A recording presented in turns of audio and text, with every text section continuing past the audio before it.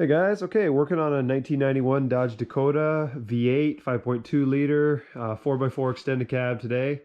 I was driving around this truck this morning. It was continuously running for about 2 hours. I went to shut it off once in a parking lot, and then 2 minutes later tried to start it back up, and it took a little while for it to start. So I was cranking it for about 4 or 5 seconds, which is unusual. Usually it starts right up. So I knew something was starting to go. So I drove for another hour or so.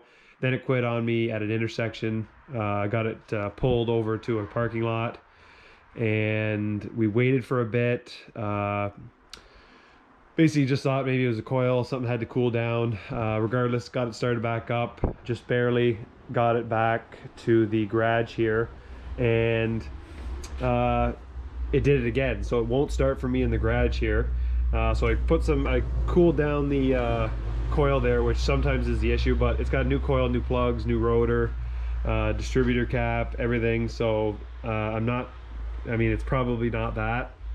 So I went over here, checked the relay. There's an auto shutdown relay, which I believe is that one. Yeah, it is that one right there, which will stop sending a signal to your fuel pump if it's not receiving a signal from the tachometer.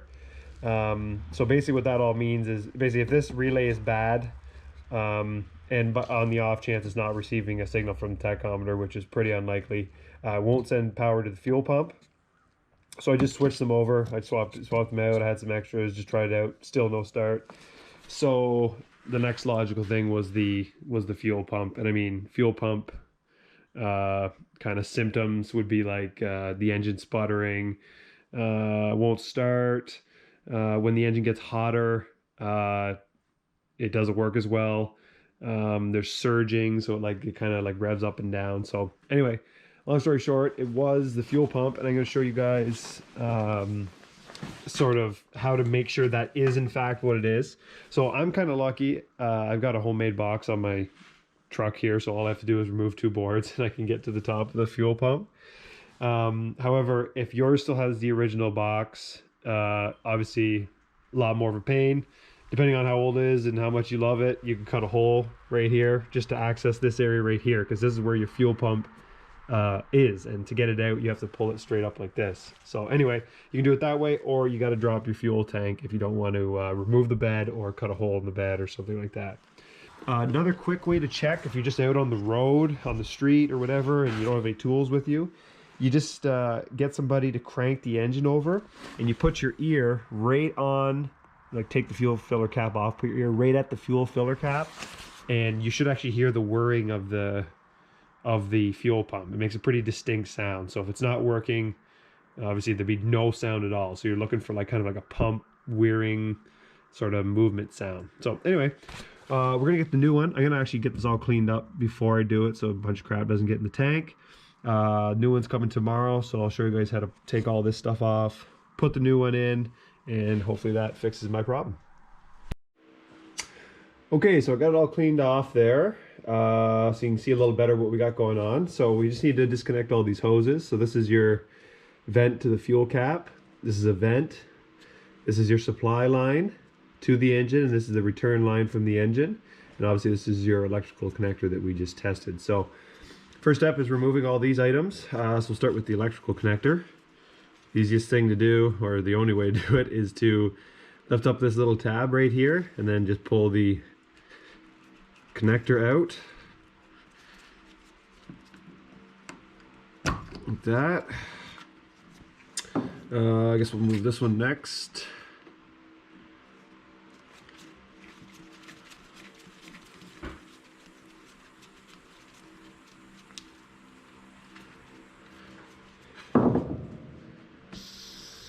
Okay, and then we'll take the vent line off of here.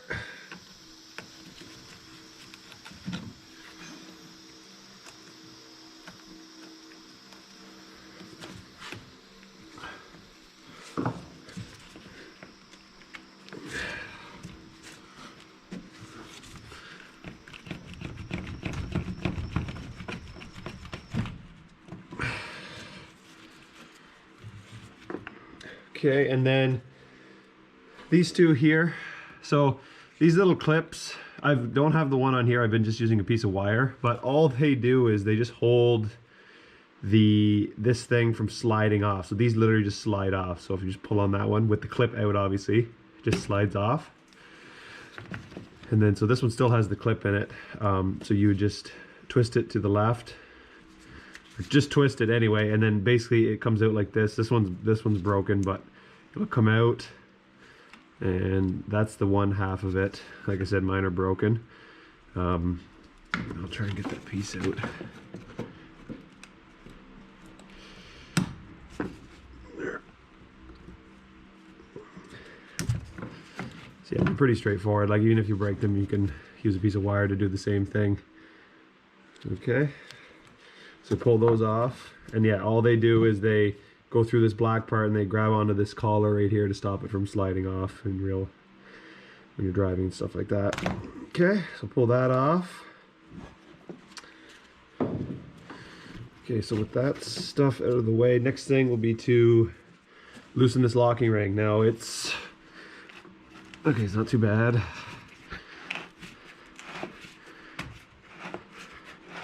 I'm just gonna put these out of the way.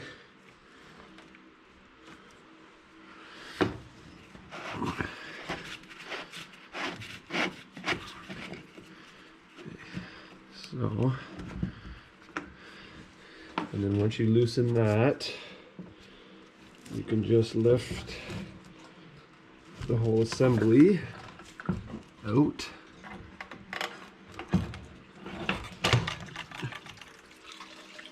Let that drain there for a second. You can see it's full of fuel. And obviously I have a full tank here.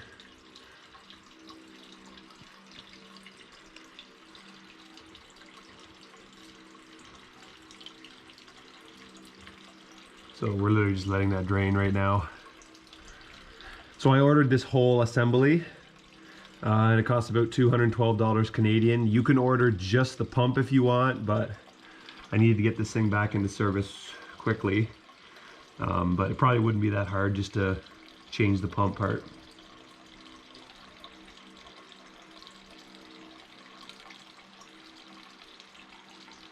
Oh, it's still draining.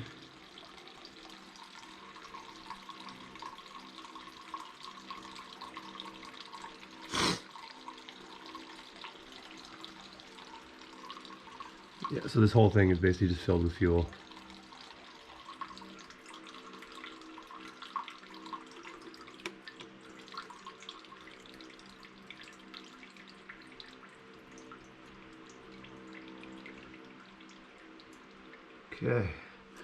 Okay, take that out and take a look at it. Okay, and just to show you, this is the connector, goes in like that.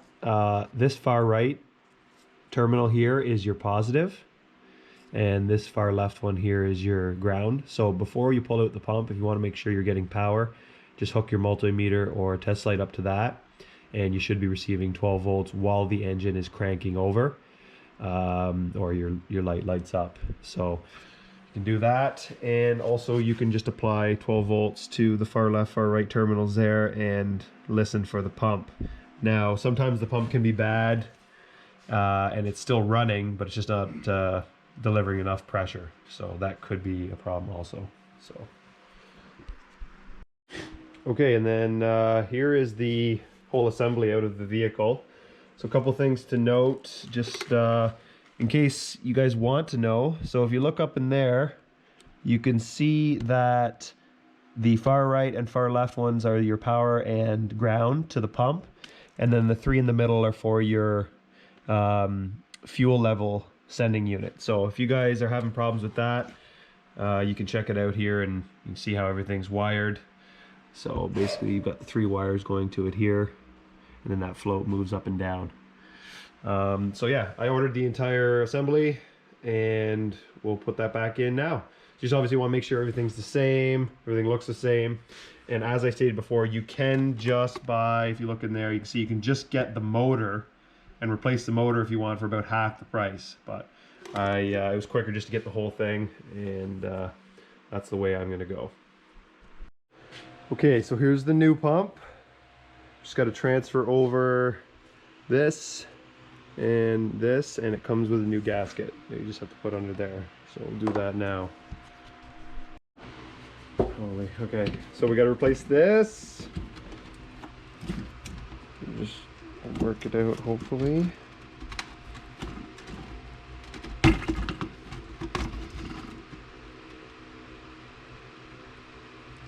There we go. Okay, so we'll clean it first, and then we also need to pull out this one with the gasket.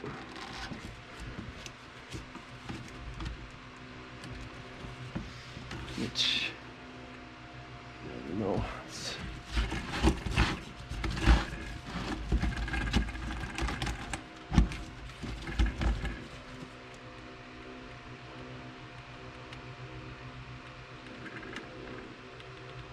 Here it comes, there we go. Okay, so you got to keep the gasket with this one. So we'll clean that off and we'll install them in the new one. And also, this ring you need, and it comes with a new gasket here. So that's all the parts we need from the old one. Okay, so got them cleaned off. We're gonna put some of this silicone lubricant on it so it slides in easier.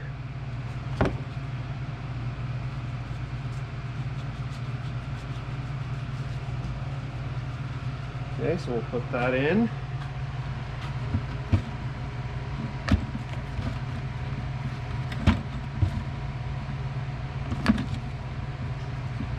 Hopefully.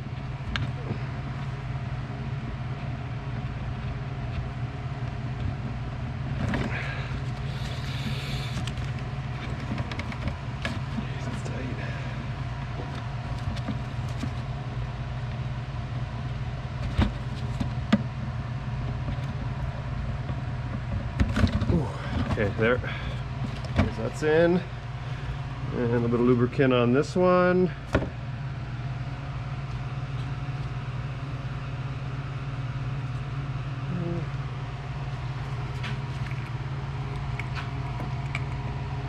This one might be a little bit more difficult.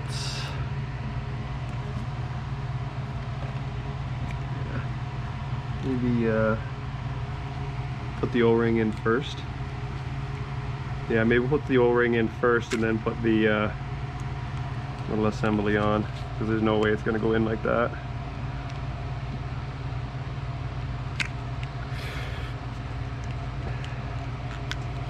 Let's take this out, put the O-ring in first. It's almost like it's swelled up. Okay, there. So that fits in there nice. And then we'll push this in.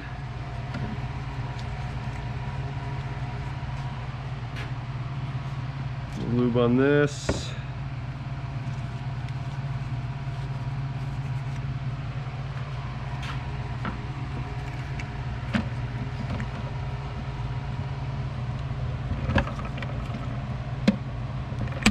There, okay.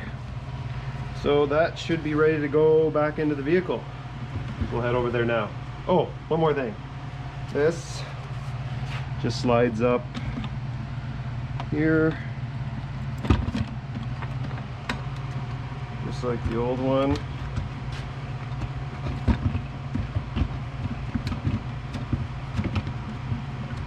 And one thing I forgot is the ring. So slide that on and we're good to go. Okay, so we're going to insert the new assembly into the tank.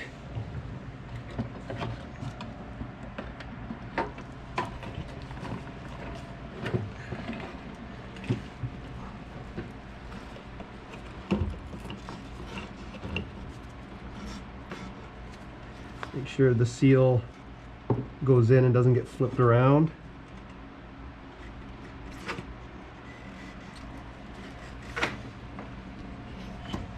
Okay, that looks good there. It's in proper. Oh, in properly. Pull away.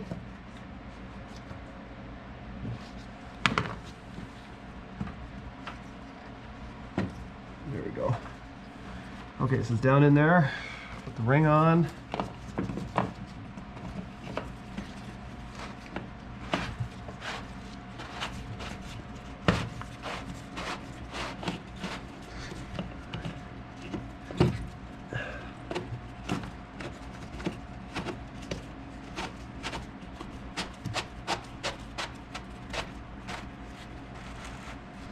Okay, we'll position these first.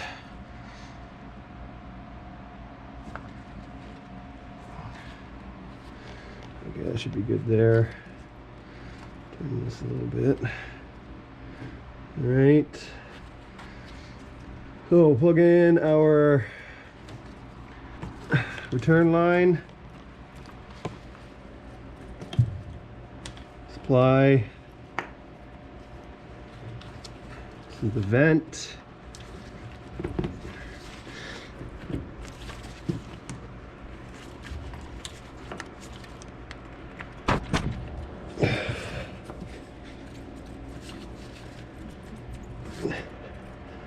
I think that's on there. No. I'm gonna grab some lube for that.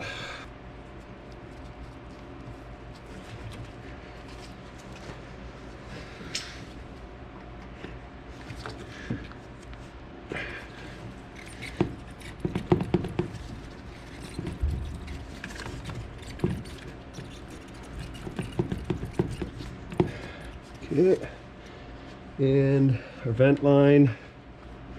That's that. And electrical. Okay, and then for here, I'm gonna use this old broken one, but it'll still do the trick because it just has to keep it from sliding off. Put that on. And drop that down in there. And then for here, I'll just use a piece of wire bent to that shape there. Okay, so I just got a piece of stainless welding wire, any wire at work, and just made my own little clip. So I'll go over that and it'll keep it from pulling off. So I'll tighten down these hose clamps and then we'll try to fire it up. We also replaced the fuel filter. It's a pretty easy job, so you might want to do that too while you're at it. And then yeah, we'll try and fire it up. Okay, we're just connecting the battery back up. Definitely want to disconnect the battery. I should have mentioned before when you're working on fuel. And yeah, okay, so we'll try and start this up. Hopefully it works.